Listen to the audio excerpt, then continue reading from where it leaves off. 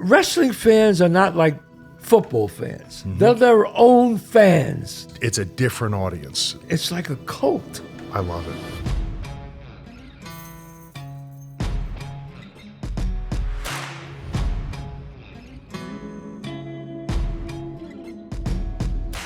Hi, this is Chazz Palminteri. Welcome to the show. It is Monday at 11 o'clock. 11 o'clock on Monday. You know what that means, John? It's the first Monday. It's always the show on Monday, baby. We're very excited. We got a guest today. I won't tell you who he is till I finish doing a little housekeeping right here. Don't forget, go to, if you want to see my one-man show, the show that started it all, I'm doing the Broadway tour right now. John, would you tell us where I'm going to be, John? So February 13th, you're going to be in Englewood, New Jersey at the Bergen Performing Arts Center. February 15th, you're going to be in West Long Branch, New Jersey at the Monmouth University. February 16th, you're going to be in Huntington, New York at the Paramount Theater. And February 21st, you're going to be in Tarrytown, New York at the Tarrytown Music Hall. That's right. Just go to chazzpalminteri.net and you'll see where I will be. Also, don't forget my restaurants. 30 West 46th Street in Manhattan, 264 Main Street in White Plains. And if you say you watch the podcast, you get a after-dinner drink and a dessert. That's right. All you have to do is tell the waiter you watch my podcast, and that'll happen. Today has been a crazy day. We've had so many great guests on. Now I have a guest, and I don't know too much about him. I was reading about him, studied about him, but I don't know too much about wrestling. I mean, real wrestling. I'm talking about, WWE wrestling, So we have a guest on, and I asked him, I said, "Are you the hero or the villain?" And he said, "I'm the villain." So a lot of you wrestling fans out there, you're going to be excited to see him. We got the great, and I say the great, Karrion Kross. Karrion, how are you? Very good. That was quite an introduction. Thank you. No, I'm really excited because I never had a WWE wrestler on my show. I'm the first. You're the first one. Excellent. That's right. So I have to know. I got to know. You grew up, you said, "I'm going to be a wrestler." How did this happen? Honestly, like the very first memory I could ever recall being little was watching wrestling on TV. And I was mesmerized by it. It was like I remember being a little kid in front of the TV and seeing like these two guys fighting in the ring. There's the referee, and there's just this arena with people surrounding them 360 degrees, and all the attention and focus is going right into this Shakespearean conflict. I was in love with it. Wow. And it wasn't even about the physicality of it. It was like the stories that were being told. Like, why is there this conflict? Right. I was roped in. And so, I don't know, I guess you could say I was pre-programmed. You know what I mean? Yeah. You know what's amazing is that it's fascinating to me because I watched when I was. I mean, Hulk Hogan was your heroes? Was that? Oh, Hogan, Macho Man, Ultimate Macho Warrior. Man. Yeah, they were great actors too. Mm-hmm. I mean, you had to be like somewhat of an actor too, right? Absolutely. I mean, and most people always say, well, acting. They say wrestling is fake. I go, it might be rehearsed, but I gotta say, I mean, the shit that you guys do, people get hurt, right?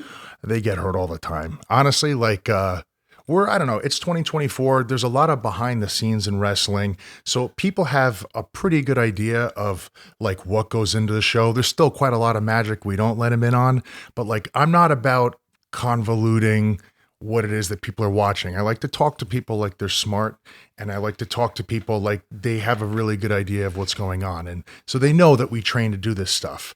But when you're doing it at 90 miles an hour and you're sore and you're beat and you're tired, and I mean, anything can happen, you can practice breaking your fall all you want. What happens live happens live. People get hurt all the time. There's a lot of high risk involved. So there's a lot of high risk involved. Always. Your persona, you're a villain. Yeah. What would you say your persona is?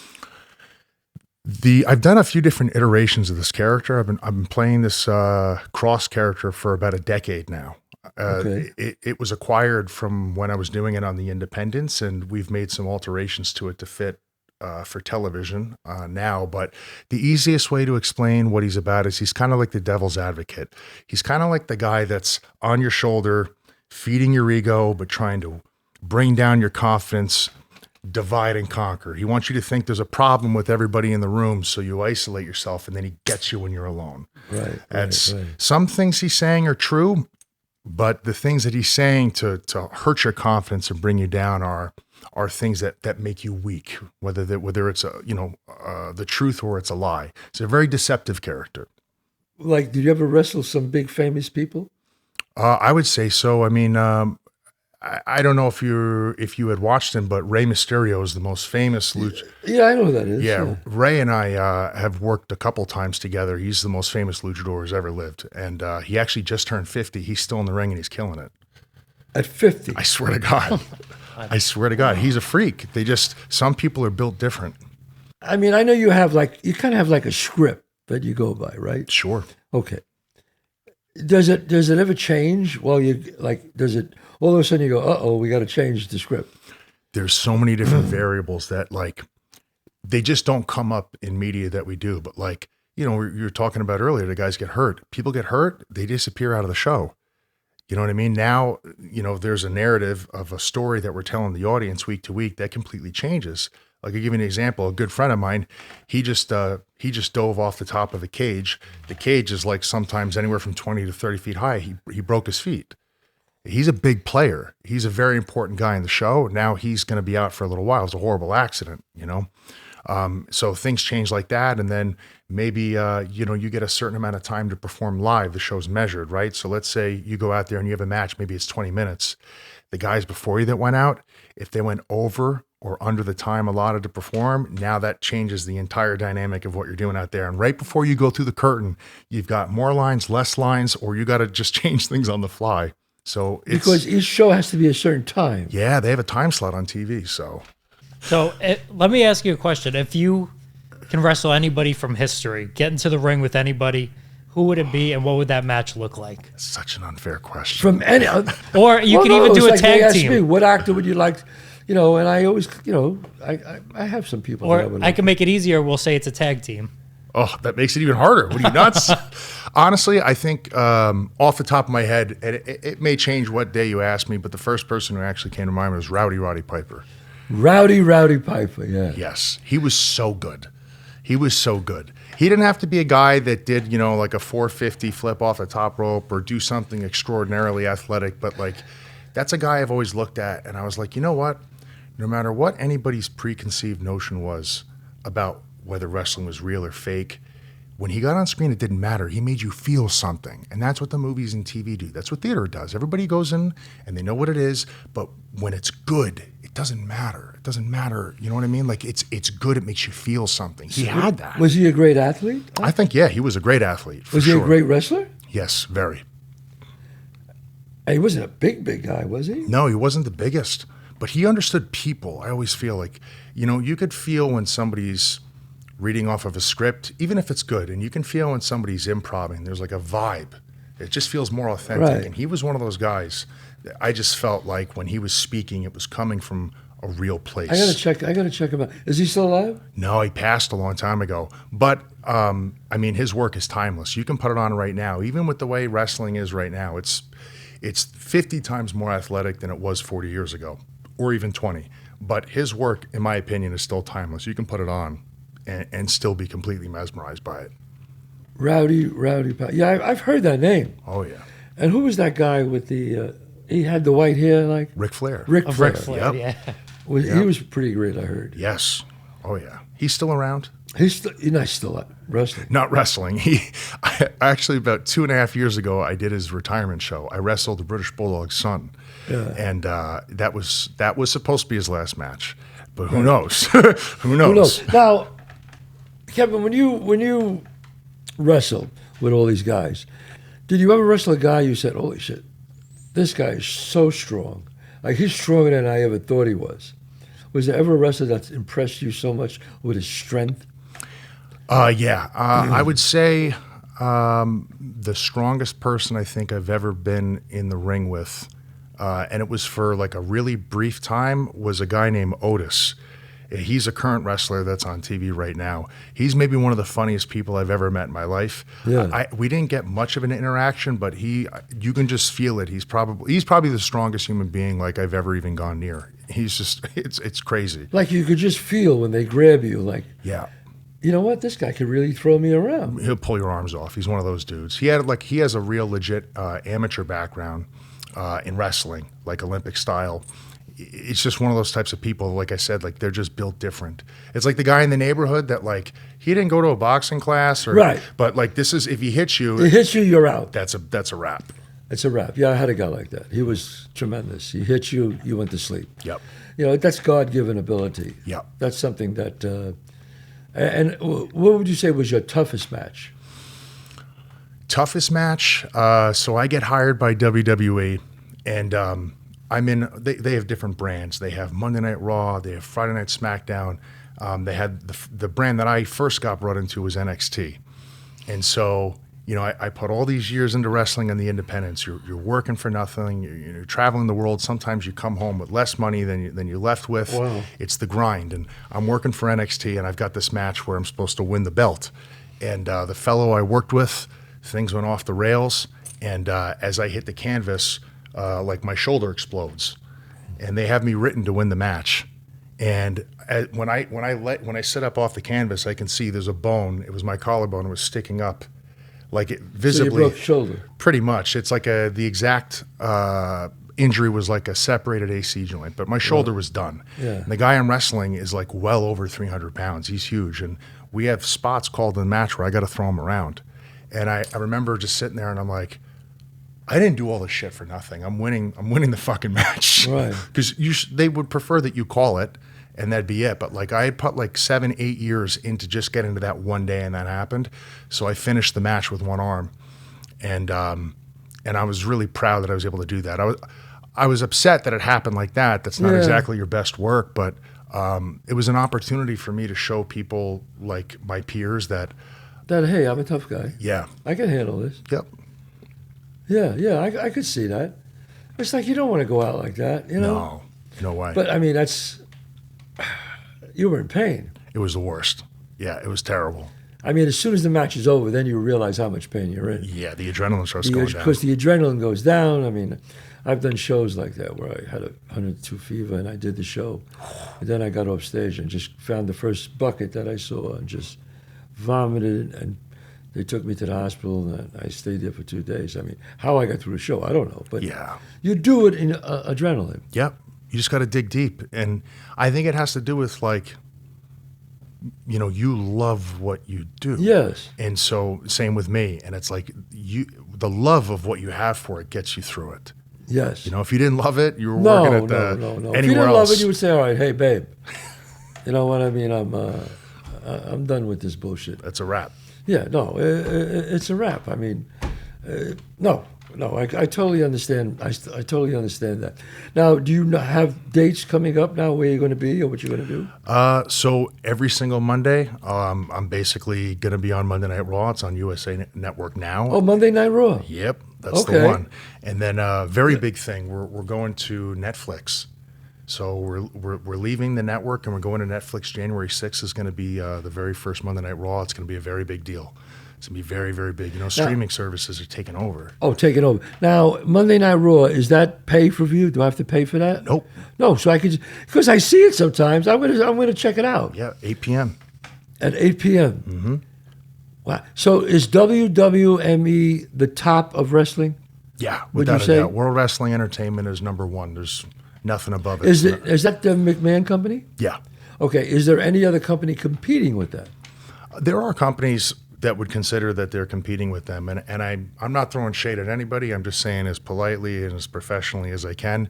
They are in the global market, and the metrics that are measurable on paper that they pull in terms of like grossing revenue annually from, you know, United States, Canada, Mexico, all over the world. If you're talking about competing with them on that level, nobody is. Nobody's close to them. No. I mean, do you mostly, as a wrestler, I assume you're mostly on the road, right? Yeah, every single week we're in a different city, anywhere from 1 city to 3 cities a week. So we're always moving. And then it's a global company. So, you know, like I grew up in different places, but in New York, Rockland County, Yeah. I lived on a dead end street. And so, like, I came from a very loving family, but like, I didn't have any delusions of grandeur. Sometimes you're growing up, you think you might not get off that dead end street. Fast forward 30 years later, now I'm in Switzerland performing. Now I'm in Germany, I'm in Japan. Right. Like, the business I'm involved with has like shown me the world, which is amazing. So we do the shows there too. We're in front of different audiences everywhere. Right. Now, when did the WWE come calling for you? So the way it works with this, I don't want to say it's a lot like filming because like that's your industry, so I can't be positive, but I would imagine it's a lot like that. Like I started on what's called the independents. So they've got the big television company. They got all the big network contracts. Then there's small time, very low budget stuff. That's where you start and you practice the craft there in front of small audiences before the big ones can. For how long that you do that for? I did it for about, I want to say 7 years, but during the 7 years, That's wow. Amazing. I got picked up by other companies too that had television deals. Like I wrestled in Mexico with the luchadors for about 3.5 years. Yeah. And that community was awesome, man. Like my Spanish, if I'm in Mexico, I can pick it up quick, but if I don't have somebody to practice Sure. with, Yeah. it goes. But like with such a limited Spanish vocabulary, the culture there in the locker room, all the guys took me and they were very, very good to me. Yeah. And I learned how to speak the language in the ring. I guess you could say improvisationally without even really having to talk to people. Right. And that really excelled my education in the profession like quite a bit before I went to TV. So you're young, you're 16, 18, you're training, you're lifting weight. I mean, you're a big guy. What are you, 6'4", 6'5"? Yep. Yeah. What are you, about 220? I'll take it. I'm trying to cut down right now. I'm sitting at 250, but I'd like to get to 220. I don't know if my body will let me anymore, but I'll try. Wow. I mean, you never wanted to do sports, football, baseball, just... I tried everything. My parents, as soon as I told them I wanted to do this, when you're little, Yeah. I want to be an astronaut. I want to be, Right, yeah. They're like, yeah, all right, sure. Then as you get older, they're like, hey, maybe go for something a little bit more realistic. More realistic. And I tried. Like I was a stonemason. I was a bouncer. I know you used to be a bouncer too. Yes, I was, yes. Yeah, but I was a bodyguard for celebrities, people Yeah. in different industries. I mean, I really tried a lot of different types of things. I could go on, but like in the back of my mind, I really always wanted to do this. I couldn't let it go. I tried to get every other job I could. Yeah. I was financially stable too. I could have stuck with it, but like, Yeah. I woke up one day and I was like, I can live within my means. I'm not happy. And like, I always thought to myself, like, what did I want to do when I was a kid? I always wanted to be a wrestler. And I said, it's now or never. I need It's to go now to or a school never, and learn this. And I'm so glad I did. So you actually go to a wrestling school? I did, yeah. Yep. Do you have to get accepted into it? There's an interview process. They want to make sure you're not totally out of your mind, just a little bit. Just a little bit out So of they your have mind. to feel like, well, gee, you got potential. Yes. Yeah. When I walked in the door, I was in Las Vegas at the time. I grew up here in New York and then I moved to Canada and I was living all over the place. But at the time, I was like training mixed martial arts. And in my head, I was thinking maybe I wanted to fight because I had a comfort zone for fighting, but I didn't really love it. I was still trying to figure it out. You know what I mean? Right. So I'm in Vegas. I'm doing that. I found out I didn't love it the way I thought I did. And there was a wrestling school not far from the Mixed Martial Arts Academy I trained in.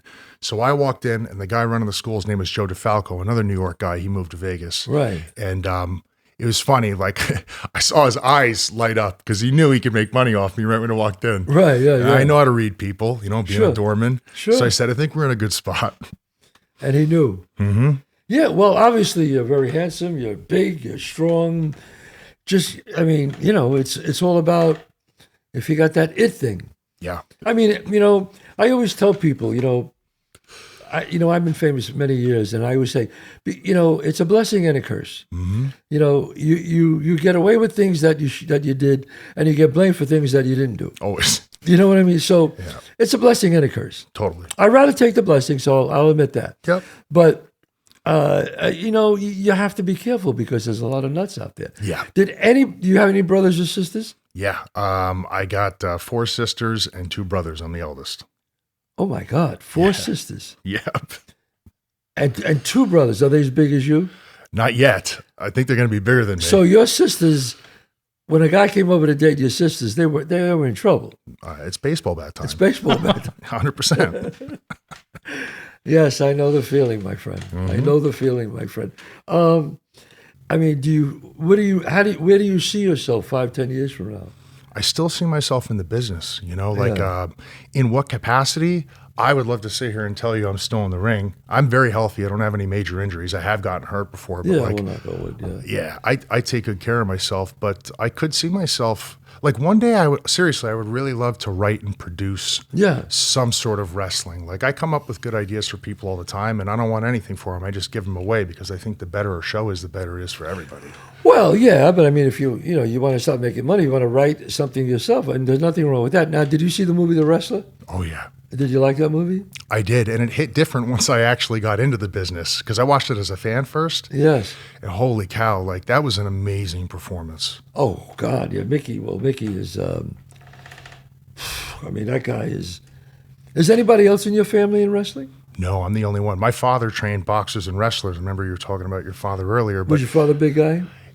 Not tall, but he was like white as a house. So, really? Yeah. And your brothers, they're probably going to be bigger than you think? I think so. They're academic and they're athletes. They're like really? A double threat. So now you studied Brazilian Jiu-Jitsu. Yes. Daniel Gracie was like the last person to promote me to the degree and the belt that I'm at right now. He's kind of been like our head coach. Now you obviously you can't do Jiu-Jitsu in the wrestling. You can incorporate it, but the easiest way to explain it for television, let's say, again, you go out there, you have 15 minutes in a 2-hour show. For me personally, as a performer, I want to keep it moving. I want fast-paced. I want there to be a lot of coverage. True, moving. That's right, yes. If I take you to the ground, maybe it feels too flat for the audience. audience. Too flat for the audience. If it's a longer format match, though, 30 minutes, 100% you'll see me doing all the jiu-jitsu. If I got more time to kind of spend in the holds and the locks, yes. Right. So most of the events are 15 minutes, some a half hour. Sometimes, yeah. In terms of the matches. I mean, a half hour is a long match. Oh, yeah. That's like what, you remember how many rounds? You go by rounds? I'm sorry, I don't. No, it's matches, but like, you remember the pay-per-view formats for boxing or for like. Yes. So we do pay-per-views and typically the matches are longer on the pay-per-views. And that's when you'll see more of the art of the actual wrestling and the holds and stuff. For television, It's more explosive. It's a little bit faster. And the thing that's fascinating to me, the crowds. Mm-hmm. I mean, you see those crowds, John? And diehards. Oh, yeah. Signs, dressed up like you guys. Yep. Wrestling fans are not like football fans. Mm-hmm. They're their own fans. Yep. You know what I mean? Am I wrong? No, they're like wrestling fans. It's a different audience. Like they're diehards. They know the stories. They follow things for 20, 30 years, like stories that we do callbacks to and pay off. It's like a cult. I love it. right, John? I'm curious because you say you travel to different parts of the world. How do they receive wrestling? I know Mexico is huge into wrestling. Oh, yeah. Like you're saying with the luchadors and Rey Mysterio and all that. But like, who has the best audience, or like, how do they differentiate between the different countries that you go to?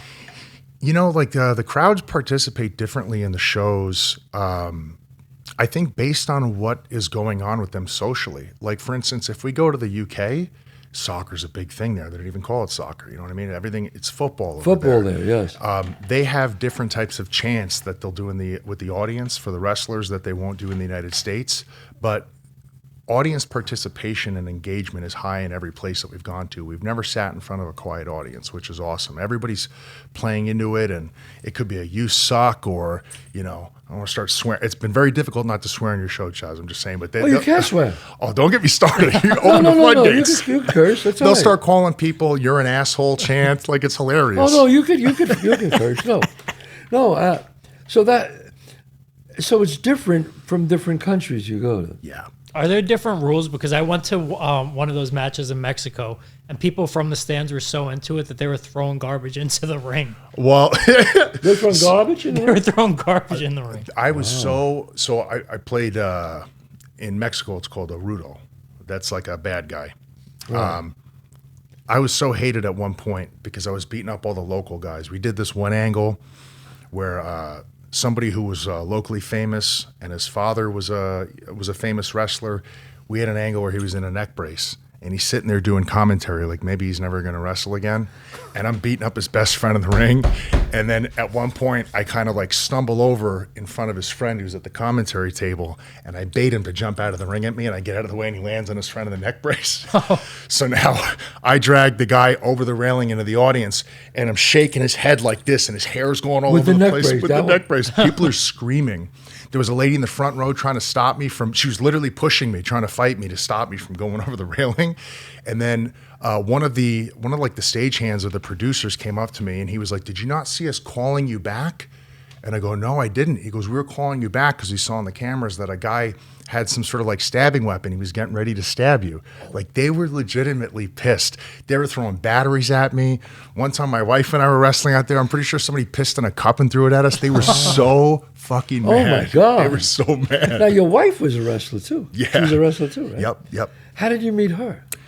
So we were working for a company at the time, and at first we were supposed to work together, and then we weren't. And I had met her backstage, and like, it was one of those things, like, when her and I met each other, there was like immediately upon eye contact, like something happened. It's that thing. It's called the Thunderbolt. Yeah. Yes, that was Sicilians. We call it the Thunderbolt. Yeah. That's what it was. And we met backstage, and we were like trying to avoid each other for like maybe 3 or 4 months, like actively. Like, I'd see her coming down the hallway, and I'd go this way. Like, we were trying to stay away from each other, and obviously we couldn't. So we started dating for a long time, and I proposed to her. So. And you proposed. And is she still wrestling too? Yeah, she plays a character on TV called Scarlett, and she's with me kind of like as a valet or like a manager. And so she's not as active in the ring anymore, but she can go anytime they call her. Is she tall? Is she a big girl? She's Romanian. I wouldn't say she's short. I wouldn't say that she's tall, but I think she's maybe 5'8", 5'9". 5'8", 5'9". That's tall. Yeah. You and her are going to have some child. I feel bad for her. Get ready for the NBA, man. The NBA or the National Football League. You know, when I see two people like 6'5", 6 feet, I go, "Whoa, yeah." Watch out. But that's nice. She could travel with you too. Yeah, which is awesome. That's like, it's added a different element of romance to our relationship too, because most guys that are wrestlers, they leave their families for 3 or 4 days. That's tough. That's tough for anybody. Now, her and I were going all over the world together. Like, we performed in France not too long ago, a few months ago. Now we're in France. We can go to dinner. We can explore the cities together. It's a different element. Oh, my God. That makes it so much better. Yeah. You know, you're at peace. You have your woman there with you. Yeah. First of all, it's better because being single in all those places, you're going to get into trouble. Of course. 1,000%. End of story. Yeah. You know, I mean, when I travel, when I was single and I was on the road, forget it. I was a maniac. Of course. You know, I was just crazy. I was crazy, you know, and it's just by the grace of God that I didn't get in trouble. Yep. You know, but they say married men live longer than single men. I believe That's the reason why. I believe it. You know, it's because it just stops you from, you know, nothing good happens after 12, 1 o'clock at night. 1,000%. You know, nothing. Nope. I don't care what it is. If your friends call you up, you're on the road, and they go, "Come on, there's a club. Let's go to after hours." Forget about it. Forget it. Nothing ever good happens. So I always say, you know, my wife saved my life. You know, I mean, when I met her, I mean, and you got to have a strong woman. Yeah. Otherwise, you just step all over them. You know what I mean? 1,000%. So it helped me, like you know, having her there. It's better. Yeah. It's better. I agree. Wow. Have you ever had to face her in a match? No, but you know, before we got signed to WWE, I suggested it. I said we should run some sort of angle where we fight. She was like, "You're out of your mind. Like, how would we do that?" That would be great. Well, you would have to do something like, being the writer that I am, you would have to do something like a girl kissed you, one of the other wrestlers, and your wife found out about it, and everybody knows, and it's payback time. That's right. You know, got the drama. It's payback time, but then you don't want to put that element in the thing either. So I don't know. You know, of course, that's another element you got to deal with that shit. That's right. Because then they'll say, "Oh, so he can be had." Right. You know what I mean? So you don't need that shit either. And your wife doesn't need that. So, no. People get confused too, you know what I mean? Like the way things play out on TV. Right. They know it's a show, Right. but there are certain types of stories and angles you really don't want your wife to be a part of. Yes. It confuses people. Yes. And then you got to live with it. Right. Yes. You know, It's an image. yeah. Now, do wrestlers have a union? No. Do you have retirement? No. I mean, you would think an organization that makes that much money, they should have something like that. Don't look at me. You know that, John? Are there contracts or anything, or is it just like a? Oh yeah. Okay. We have contracts, and you know, it's just sort of, it just comes down to like, So you got to put your money away. that's it. Yep. Wow. Has there ever been like any internal beefs between people where they put them in a match together to settle it? Always. Is that really a thing? It happens, like guys. a real, like it gets bad in the ring? Guys don't get along. Like, you know, as like a comparison, let's say you're on set for TV and you're the lead. The script says that you're the lead. You have a supporting actor next to you who wishes he was the lead. He believes he should be the lead. He's trying to upstage you. You know, he's doing it in a subtle way where if you're smart enough, you can see it, you call it out. You know, the lead is going this way, he's going up. The supporting guy maybe was only going to go to here. He thinks he should be above the lead. Well, that's the same thing with us, yeah. You know, that happens a lot. Yeah, that's like same thing with us. You're too young, but I talked to some great wrestlers. Like I said, not WWE, but I don't know if you know who Bas Rutten. Oh yeah. Yeah, I had him on the show. I actually did a pilot series with him, and he was telling me about certain guys back, like who's the guy, the Giant, Andre the Giant. So many people told me that he was so strong that he could grab a human being as big as you and just fling you. And he was like 500 pounds, 7 feet, you know, and that certain people that they're just so tough. And I mean, his hand was like this. Yeah. You know? I believe it. That it was like, I mean, some guys are just freaks, I think, right? Yep. It's just, they're born with it. Like you said, it's a God-given gift, you know, and they find their way to wrestling and man, Right. larger than life characters. Like the Undertaker. Is he still around? The Oh yeah. Undertaker? Undertaker's still around. Yep. He's Well, huge. who's the world champ now? Well, so they have 2 world titles, one for each brand, the Monday show and the Friday show. The guy that we got on Monday, this fellow named Gunther, he's a mean bastard. He's a real mean bastard. The other guy on Friday is Cody Rhodes. Do you remember Dusty Rhodes back in the day? Yes. His son has the world title on Fridays. Wow. Yeah. Dusty Rhodes was great. Oh, yeah. I mean, they were just great. A macho man. I mean, how, you know, the way he talked. Yeah. Yeah. You know who, and again, I remember coming up with these guys, watching them. Bruno Sammartino, Killer Kowalski. Yep. There was the big heavy guy. Haystacks. Yep. Haystacks. Mm-hmm. But now it's much more athletic, right? Yes. Yep. There's still the larger than life characters, but in terms of what's going on in the ring, there's a lot more acrobatics, I guess you could say, Right. than there was back in the day.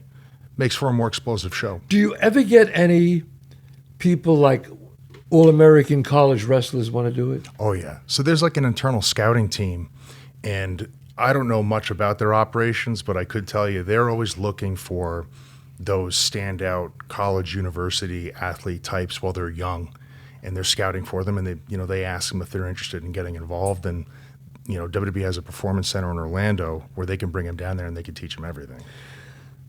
And so they teach you how to do the falls, how to do. It's amazing. So Yeah. it's a school. Yeah, pretty much. Pretty much. How long does, say, like a Monday Night Raw session take to prepare for? Like, how far in advance do you get the script? How long do you get to rehearse this kind of stuff? Right. It's different per performer, I would say. Like, especially too, like I said, with injuries, sometimes things have to be rewritten last minute. If you're lucky, you'll get things ahead of time. That way you can kind of like almost like hypnotize yourself into the scene. Do you rehearse? Some of it's rehearsed. A lot of it's improvisational, though. Wow. Yeah. Yeah. When you've been in it for a while, you don't really need to rehearse much. And if you watch the product and you study your peers, as you should, you know what they're doing in the ring. Like, right. You may have a question of like, hey, where's your foot when you do this or that? But so they give you a setup, and you have to play along in that setup. Yes. I see. Okay, now I understand.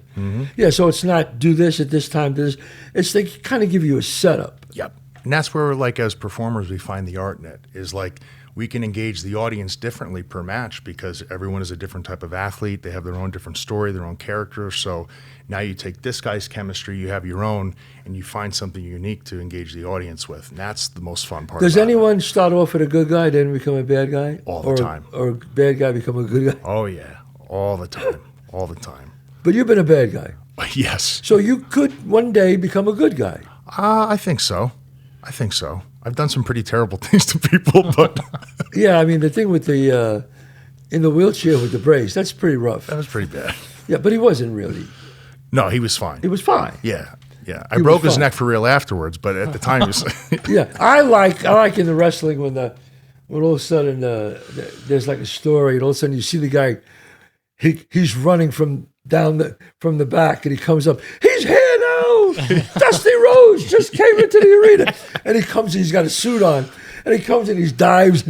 Yes. I mean, that's great shit. It is. It is. It's awesome. People love it. You know what I mean? And that's what it's all about. If the audience is enjoying what they're seeing, that's a home run for us. You know? Right.